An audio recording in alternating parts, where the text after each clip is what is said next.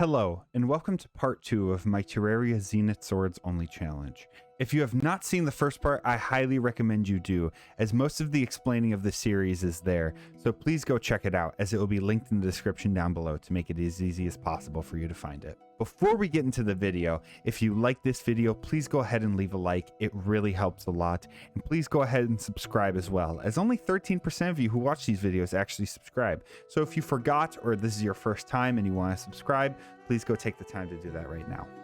Now that we have finally entered hard mode, there's a lot of work to get done, but first, we need to get a new weapon, right? Right? So, about that. That's the bad news entering hard mode. The next weapon in the progression towards the Zenith is sadly the True Knight's Edge, which, as you can see in its crafting recipe, requires souls from each of the mechanical bosses, meaning we have to use the weapons we have right now to defeat all 3 of the mechanical bosses. So, what are we going to do? First on the list is breaking altars in the Crimson in order to see what hard mode ores that we get, as we're looking for one in particular. Sadly, we end up getting Mithril ore instead of the one we are looking for, Orichalcum. For those of you who don't know, the Orichalcum armor is actually one of the most important armors in the game for challenges like this, as when you're lacking damage or range, the set bonus for the Orichalcum armor really saves you, as whenever you hit an enemy, it creates additional bonus projectiles that will hit the enemy with a high accuracy. These projectiles actually have set damage, meaning that no matter the damage of your weapon you are using, it will be a consistent damage boost rather than one dependent on the damage of your weapon, meaning that it is much more beneficial to lower damage setups. This extra damage consistency is going to be very needed for this run. So after heading to break the altars and seeing that we did not get Orichalcum, I need to come up with another way to get Orichalcum. Side note, I now know that if you don't get the hard mode ore that you want, you can actually quit the game without saving and break the altars again to reset which hard mode ore you get. However, I didn't know it at the time, so because of this, we're going to need to find other methods of obtaining the ore, and I'm sure many of you know what that means. Even more fishing. Fishing here, fishing there, fishing everywhere. Gosh, it took a lot of time. But with all that fishing, we were able to get not only enough crates to get our Orichalcum bars that we need, but we were also able to get a lot of money and potion ingredients to go along with it. After finally crafting our new set of armor, our next step was to gather important accessories that we will need for the boss fights ahead. It took a lot of searching underground, but I was able to farm for mimics for the cross necklace, the star veil, the philosopher's stone, and multiple titan gloves, as we will need more than one for sure. After that, I took souls of night that I had farmed and turned them into keys of night, which when put into an empty chest will turn them into the evil mimic of your corresponding world evil. Part of the reason we actually want a Crimson World is so we can get these Crimson Mimics, as they drop an item known as the Flesh Knuckles. The Flesh Knuckles can actually combine with a Power Glove in order to make an item called the Flesh Gauntlet. This Flesh Gauntlet will increase your defense by 8 and give you all of the other buffs from the Power Gauntlet, including bonus melee speed and bonus sword size, making it a very great item for both survivability and damage. These biome mimics can actually be pretty difficult fights when fought underground in tight areas. However, when summoning them above the surface, as long as you have a long flat arena where you can run away from them with a fast mount, they can almost never catch you. So it's a pretty consistent strategy for taking them down. Later on that night, we end up getting a full moon, meaning that werewolves would come out, and they drop a very important item, the Moon Charm. The Moon Charm turns you into a werewolf at night, giving you a litany of both melee buffs and survivability buffs like regen and defense, making it a very important item for taking on the mechanical bosses. I also spend the next day farming for a unicorn mount, as it's going to be very important for our upcoming boss fight. Later on, we were unfortunately treated to a forced spawn by the twins, and since I wasn't fully prepared, I tried to take them down, but I'm swiftly defeated. Let's just ignore that for now. Now, before we take on the mechanical bosses, there actually is one boss we need to defeat. That boss is the Queen Slime. You see, the Queen Slime drops a pretty important item, not something for the Zenith, but still a great item in general, and that's known as the Gelatinous Pillion. This mount is an extremely underrated mount in many ways. It has the same fall speed as the normal slime mount, meaning it basically functions as a downward dash. It has a ground speed comparable to endgame boots such as the Terra boots, only being 1 mile per hour slower, and has very good flight speed, meaning that wings are not needed. This effectively frees up about 3 to 4 accessory slots that you would normally have to dedicate to movement items. Even with the limited equipment that we have, the Queen Slime generally tends to be a pretty easy boss. The most consistent strategy you can use for her is just attacking her while you run away and putting on a fast mount when she goes into her faster phase.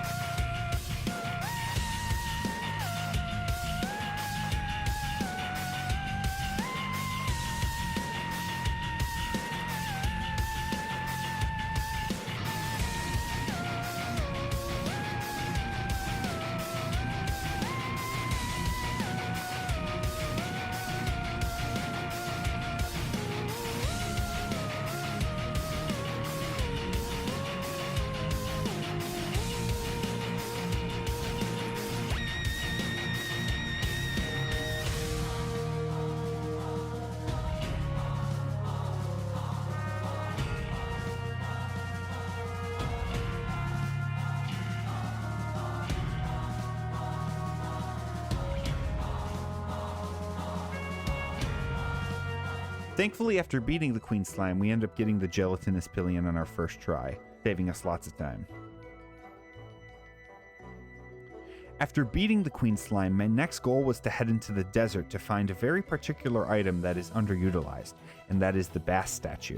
The Bass Statue is a pretty interesting item that they added in Journey's End, as it's a passive arena buff that gives you a defense boost when you're in its area of effect, similarly to the Campfire and the Heart Lantern. However, unlike those other two items and most of the other arena buffs that we have, you only end up getting 1 or 2 per world, or 3 if you're lucky, depending on your world size. And because the arenas in hard mode generally tend to be pretty large, you aren't really able to utilize the Bass Statue effectively. However, with the strategy we'll be using later, it's actually going to be a lot of help. After all of the prep for the mechanical bosses has been completed, it is now time to take them on. However, there's an important discussion in which order you would want to take them on. In my opinion, the best order is probably the twins first and then the other 2 depending on what you want to do. You see, the first mechanical boss you fight, you'll actually have slightly lower DPS, as beating one mechanical boss will open up a few items that will increase your DPS a little bit. Those items being the Moonstone from the Solar Eclipse and hollow bars, which you can craft into the Excalibur. So, since we're taking on the twins first, what's going to be our setup for the boss? Like I said earlier, I have the Queen Slime mount, which is going to be our method of flying and running away, opening up lots of accessories for damage potential. One thing I will say is that because this is from pre-1.3.4, I would have loved to use the Bone Helm, as it could create additional projectiles and could potentially be a very good damage boost. But since we don't have it right now, we can't use it, so let's use what we have. I start off with both a Stinger necklace and a Shark Tooth necklace, as you can stack their effects to give you an additional 10 armor penetration along with the Sharpening Station buff. And the Stinger necklace will give you the Honey buff when you get hit. The next accessory I use is probably the most important of the accessories, and that's the Bone Glove. The Bone Glove, as I talked about earlier, just gives you an additional projectile, giving you a bit more consistent damage. I also have both a Power Glove and a Berserker Glove, as we can stack their effects, and the Berserker Glove will give me 8 defense. And to round it all off, we have the Warrior Emblem for the flat damage increase that it gives. So, that being said, it's finally time to take on the twins. So enjoy.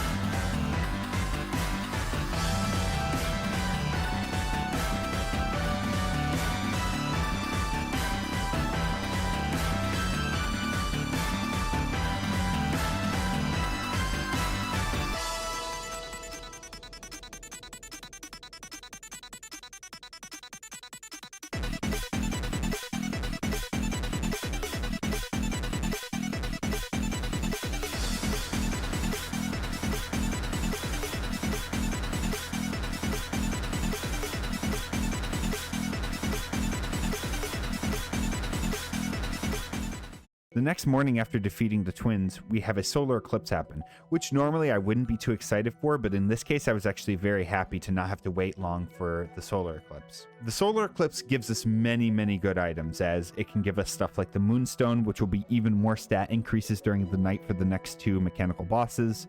We can also get the Neptune shell, which will be a very important ingredient for the celestial shell later on, and potentially we can find a broken bat wing, which can give us some pretty good wings at this point in the game, which we can definitely utilize later. For our next mechanical boss, I decide to take on the Destroyer. Our setup for the Destroyer is 100% cheese, but I don't care. I create a box in the sky and fill it with as many arena buffs as I have, including the bat statue I was talking about earlier. Since we do not end up leaving the box, the defense buff it gives works wonders. I also fill it with a collection of target dummies. The reason why I choose to go with this particular setup is it allows me to stay protected from the lasers and the orbs that attack. It also allows me to shoot projectiles from my armor at the Destroyer just by hitting the dummies with one of my swords. I can also use the Excalibur to do massive damage against the Destroyer when he gets close enough, and when he's far away I can snipe him with the Star Fury when I can't hit him with anything else. For those of you who may be attempting this challenge in 1.4.3, this would again be a scenario where I would use the Bone Helm, as it would work out pretty fantastically since the projectile it creates would pierce the Destroyer, doing more damage than normal. However, since I did not have access to it at the time, I had to use what I could get. I end up using the same setup that I had against the twins, but replacing the Power Glove with the Moonstone as it gives more buffs overall.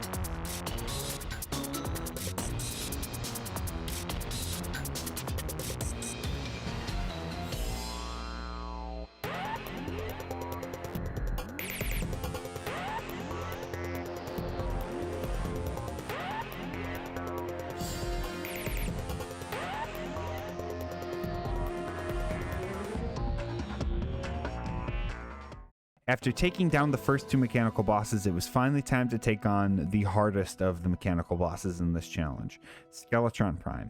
I normally would consider Skeletron Prime very easy, as once you are able to take down all of his hands, he just becomes a floating useless head. At this point in the game, he's very slow, so it's very easy to avoid him. However, for this particular challenge, our lack of consistent DPS and good hitboxes actually makes it fairly challenging to destroy his hands, making it a much longer and more interesting boss fight overall. It was so difficult, in fact, it was the first of our mechanical bosses that I actually needed to take a second attempt on, other than that forced twins fight earlier.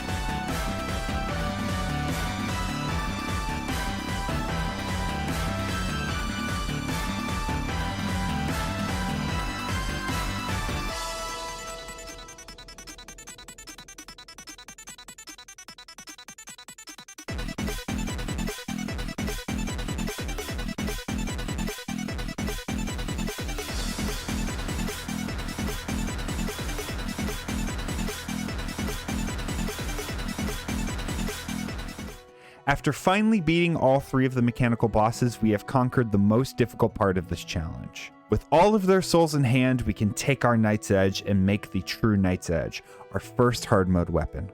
Wow, that feels weird to say. In the first part, when we went from the copper short sword to the enchanted sword, it felt like an amazing upgrade. And I kid you not when I say, finally getting our true Knight's Edge turned that feeling up to 11 in a way I cannot describe. Not only because it was stronger, but because of the difficult journey we had to take in order to craft it. Immediately after crafting the true Knight's Edge, I head right to the jungle in order to collect enough chlorophyte bars to also craft the true Excalibur, another amazing hard mode sword we finally have access to. I also collect enough chlorophyte and turtle shells in order to craft the turtle armor, not only because it's the best armor we have access to at this point, but it'll also be very important for crafting the beetle armor later. After other general farming and hard mode for money and potion ingredients, etc., I find an area of the jungle to blow up and create a very open space in order to construct an arena for Plantera, the next boss in the chopping block. My general goal for a Plantera arena is to create open spaces while utilizing the natural environment as much as possible. I do this by leaving chunks of land scattered in open areas so that I can create natural shield against some of the projectiles of both enemies and Plantera, while leaving space to fly around and land to regain flight time. Heading into the Plantera fight, I was honestly a little uncertain as to how the difficulty would be. The difficulty that we faced with the mech bosses was in many ways so high that when we went into the Plantera fight with proper on-tier gear, it felt insanely easy and was certainly a relief compared to what we were dealing with before.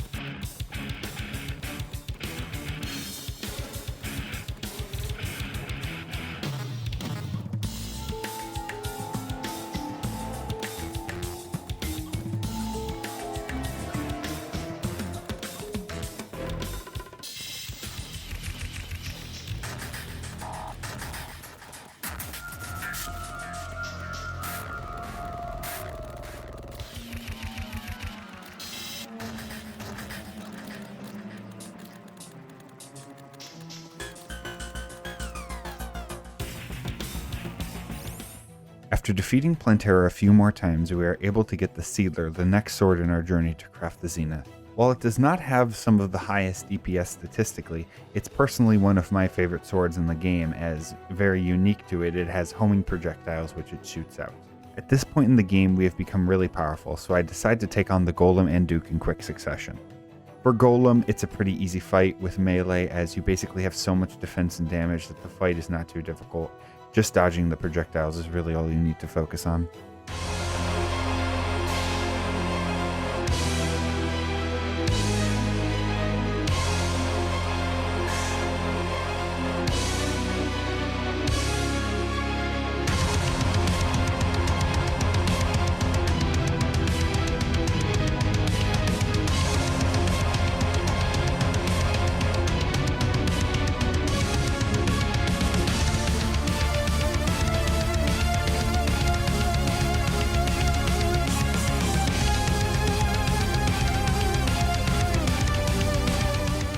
For the Duke fight, it's even easier for me at this point, as we have upgraded to Beetle Armor and Beetle Wings, as well as the Celestial Stone, so our damage, survivability, and movement speed are just too much for Duke to keep up with at this point.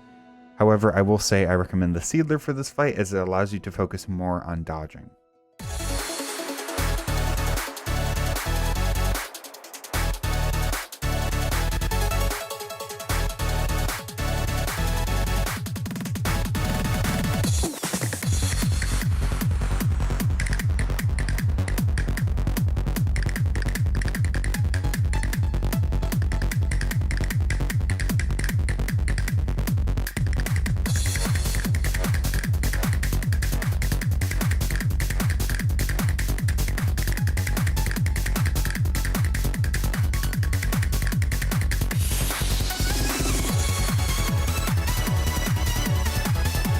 After that, I decide to head to the dungeon in order to farm for some more endgame gear. I need ectoplasm, as this will be important for crafting the pumpkin medallion later on, and I also need things like the tabby and the black belt for the master ninja gear. After waiting long enough, I decide to force spawn a solar eclipse in order to get the broken hero sword we need. Thankfully, we get it in just one solar eclipse, and we are able to craft the Terra blade, one of the most iconic weapons in the game.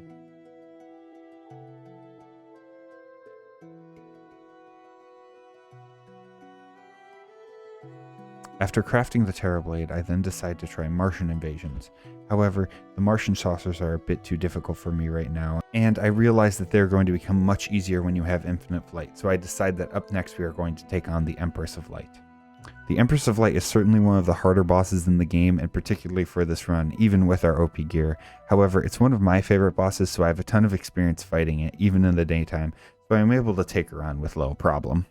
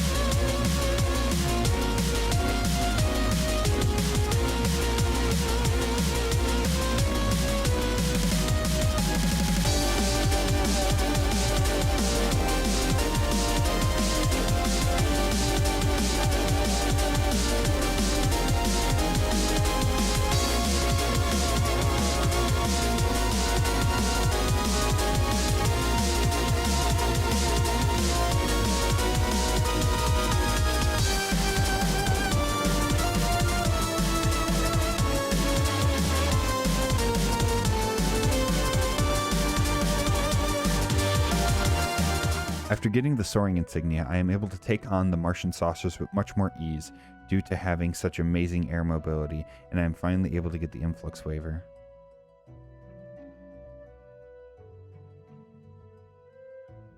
After getting most of the endgame gear that we need, I decide to finally try and take on the lunatic cultist and the solar pillars. My goal isn't necessarily to defeat the Moonlord right away, as it has really never been a fight I've been very comfortable with. My goal is to just grind out as much solar material as possible in order to make Moonlord summoning sigils lighter.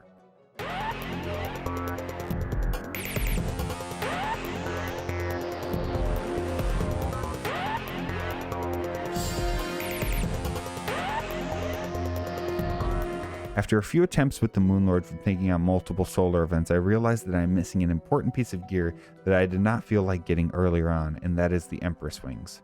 The Empress wings are an often forgotten about wing in Terraria, mostly because they're new and everyone just knows the Duke Fishron wings to be the best pre-Moonlord wings.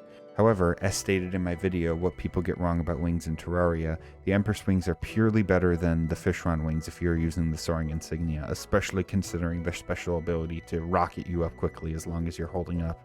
With my newly acquired Empress wings, the Moonlord fight becomes considerably easier, as it becomes very easy to dodge his eye lasers with the massive speed increase you gain from the special effect of the Empress wings.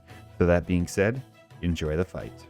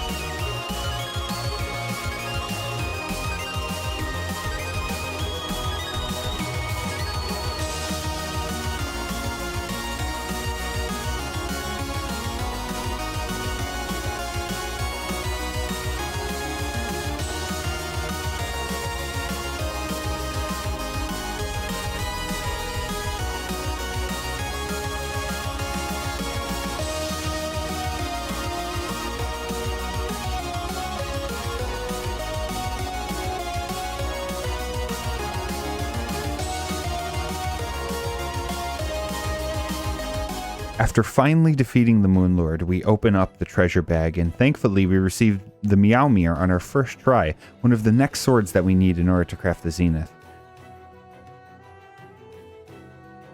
So, with our newly acquired weapon, we take on the Moon Lord again, and on our second try we acquire our next sword in our journey to craft the Zenith, the Star Wraith.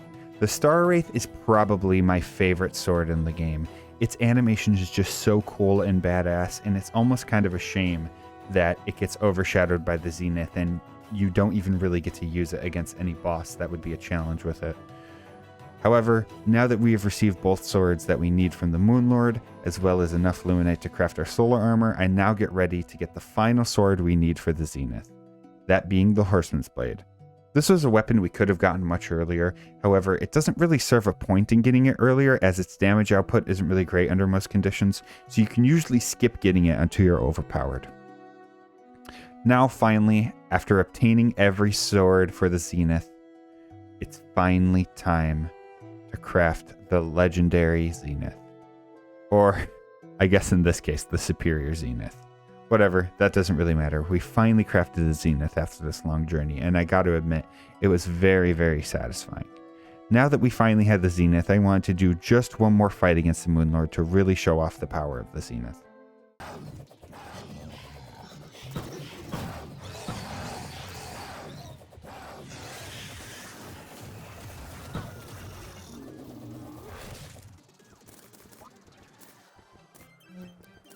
After this long and difficult journey, I must say, it's probably one of the more fun challenge runs I've ever done in Terraria, and in fact, I've even been playing it for fun in my own time, just to see how it might be different depending on the world that you have, or seeing what are the strategies that can be applied, especially with the new update, or even in Master Mode. That being said, thank you so much for watching. This was a really fun series to make, and I'm glad I was actually able to get it out in a timely manner compared to some of my other videos. I'm going to be trying to do one video a week, and I won't guarantee that every video will be a major series like these. Some of them might be one-offs, other random things, who knows. However, I want to thank every single one of you for the support. It's been absolutely amazing, and I'm so excited to keep this stuff going.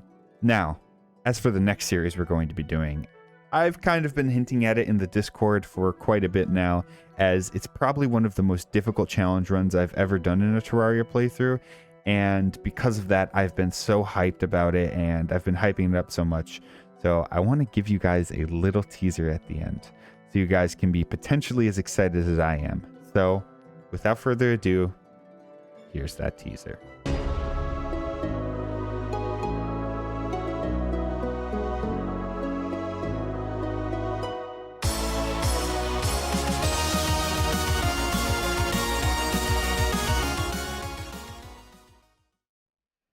Okay, guys, seriously, thank you so much. I hope you guys are excited for the next run as I am.